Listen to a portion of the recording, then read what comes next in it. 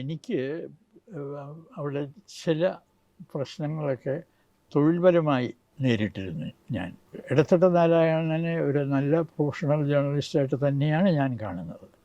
പക്ഷേ അദ്ദേഹം അതേസമയം ഒരു രാഷ്ട്രീയ ജേർണലിസ്റ്റാണ്. വിജയൻ്റെ ഡ്രോയിങ് ബോർഡിൻ്റെ മേലിലാണ് ലഞ്ച് ബോക്സൊക്കെ തുറക്കുന്നത്. അതുകൊണ്ട് ഞാൻ പറയുമായിരുന്നു വിജയൻ്റെ ഡ്രോയിങ് കം ഡൈനിങ്.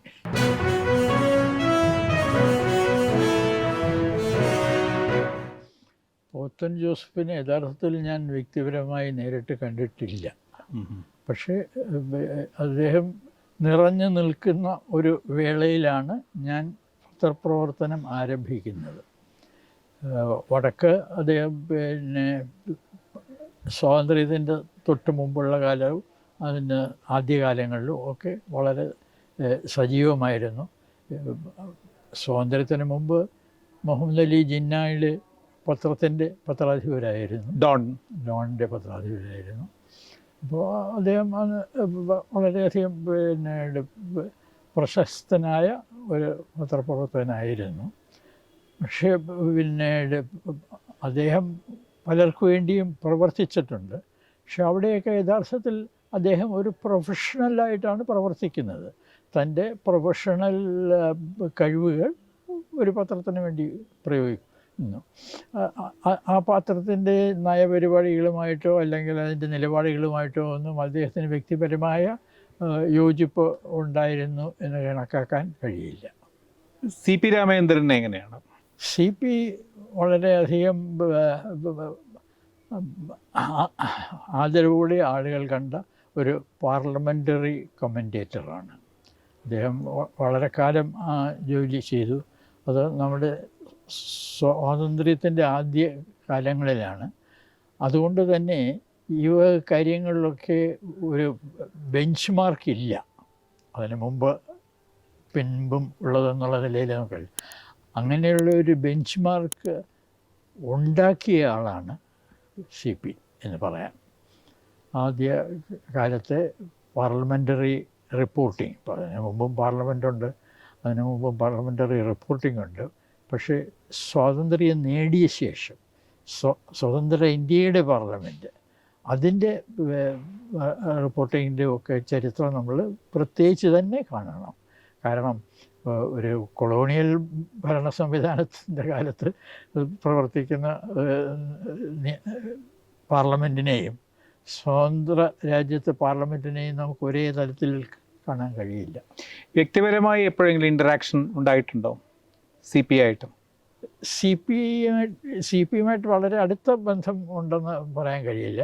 പക്ഷേ ഞാൻ പേട്രിയറ്റിൽ പ്രവർത്തിക്കുന്ന കാലത്ത് അന്ന് അദ്ദേഹത്തിൻ്റെ ഭാര്യയായിരുന്ന ജലബാല അവിടെ പ്രവർത്തിക്കുന്നുണ്ടായിരുന്നു.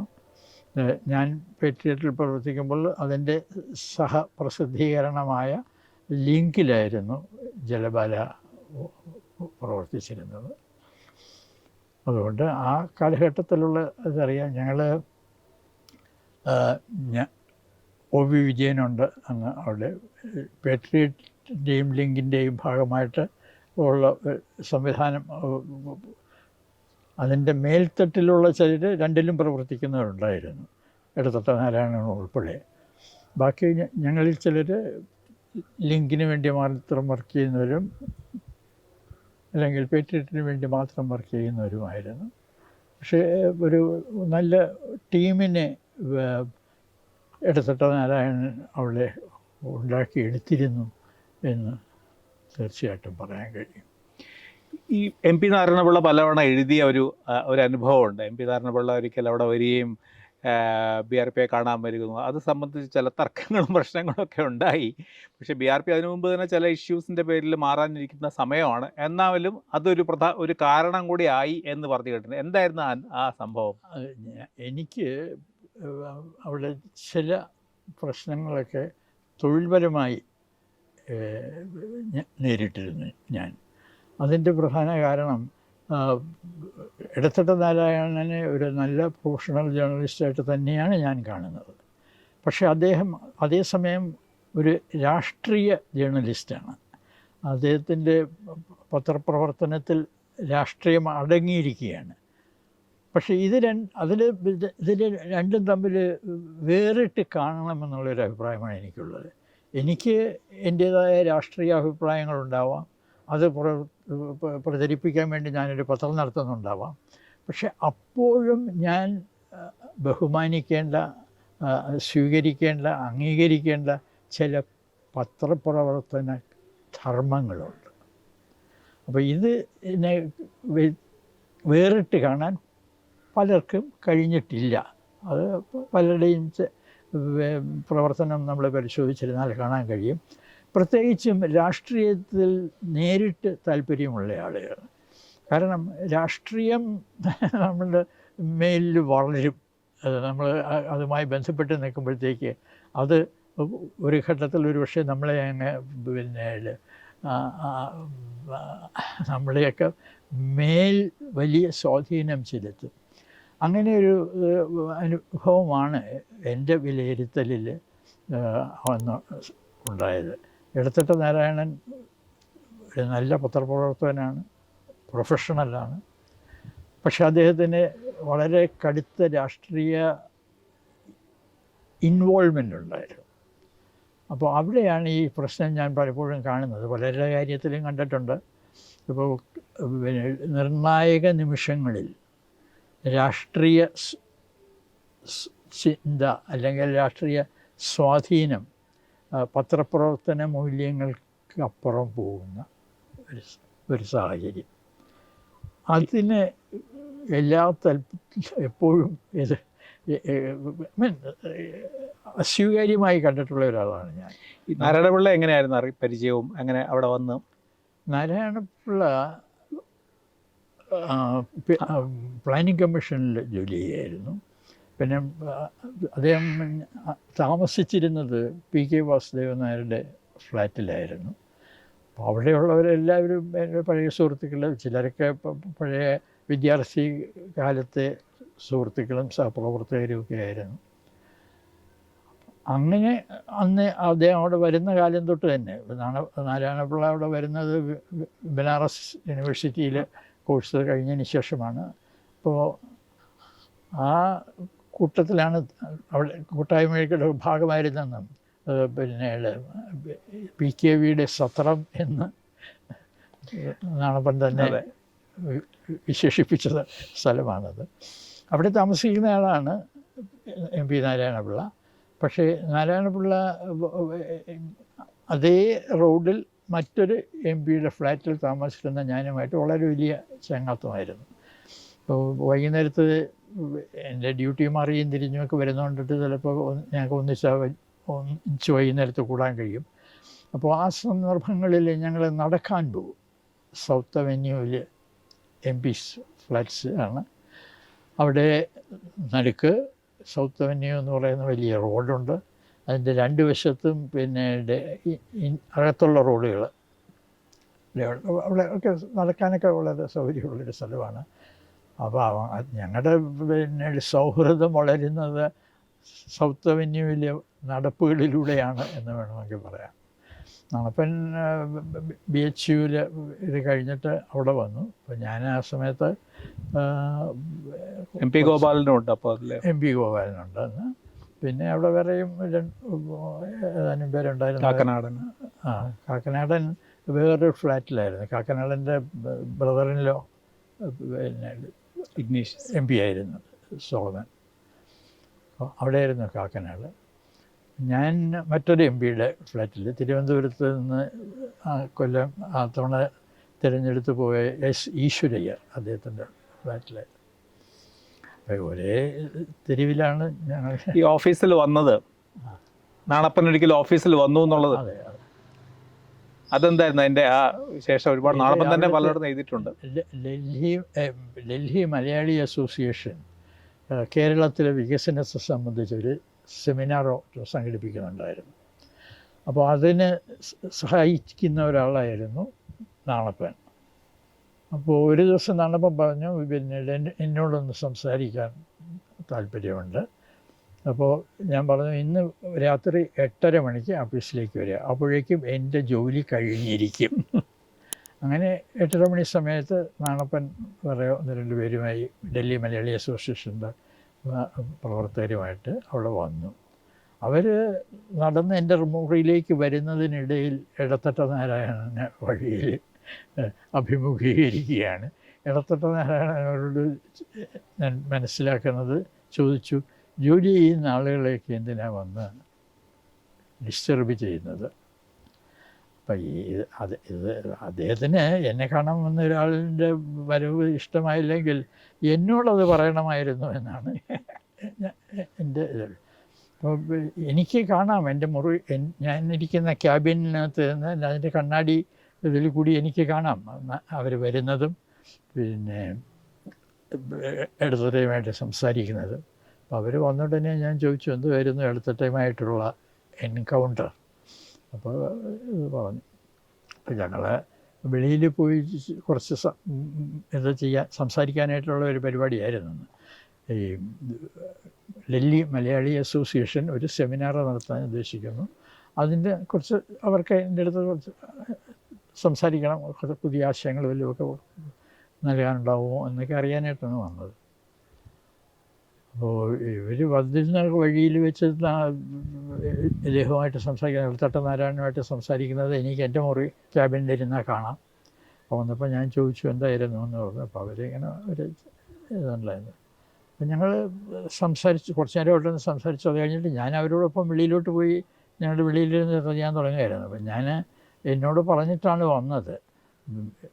ഞാൻ മനസ്സിലാക്കുന്നത് അദ്ദേഹം അവരോട് പറഞ്ഞത് ജോലി ചെയ്യുന്ന ആളുകളെ ഒന്ന് എന്തിനാണ് ട്രബിൾ ചെയ്യുന്നത് ചോദിച്ചു. അപ്പോൾ രാത്രി 8:30 മണിയാണ്, കാലത്ത് വന്നതാണ് ഞാൻ, എൻ്റെ സമയമൊക്കെ കഴിഞ്ഞു. പക്ഷേ ഞങ്ങളൊന്നും അവിടെ ക്ലോക്ക് നോക്കിയൊന്നും അല്ല ജോലി ചെയ്യുന്നത്. രാത്രി വളരെ ലേറ്റായിട്ട് പലതവണ ഇരുന്നിട്ടുണ്ട്. പിന്നെ ഞാൻ എഡിഷൻ പ്രൊഡക്ഷനിലും ചിലപ്പോൾ സഹായിക്കുമായിരുന്നു. അപ്പോൾ അതുകൊണ്ട് വലിയ വാർത്തകളൊക്കെ ഉള്ള ദിവസങ്ങളിലാണെങ്കിൽ ഞാൻ എഡിഷൻ പ്രസ്സിന് അയച്ചിട്ട് പോകുമായിരുന്നുള്ളൂ. അത്രേ.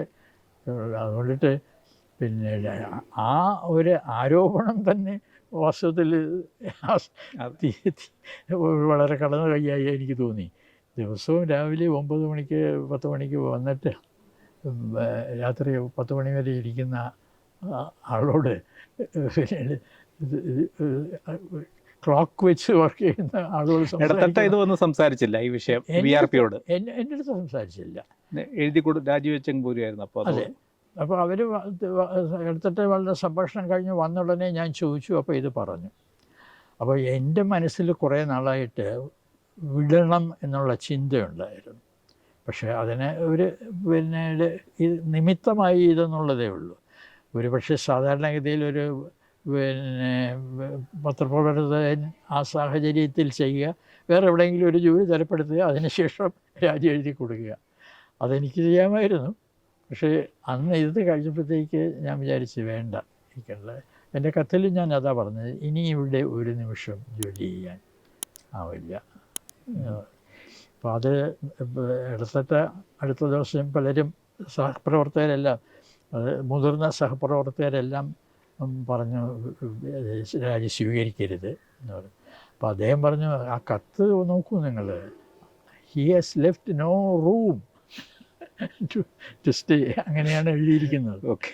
അപ്പോൾ അതുകൊണ്ടിട്ട് അദ്ദേഹം പറഞ്ഞു, അത് എനിക്ക് അത് മനസ്സിലാക്കാൻ കഴിയും, അത് തന്നെയായിരുന്നു ഞാനും ആഗ്രഹിച്ചത്.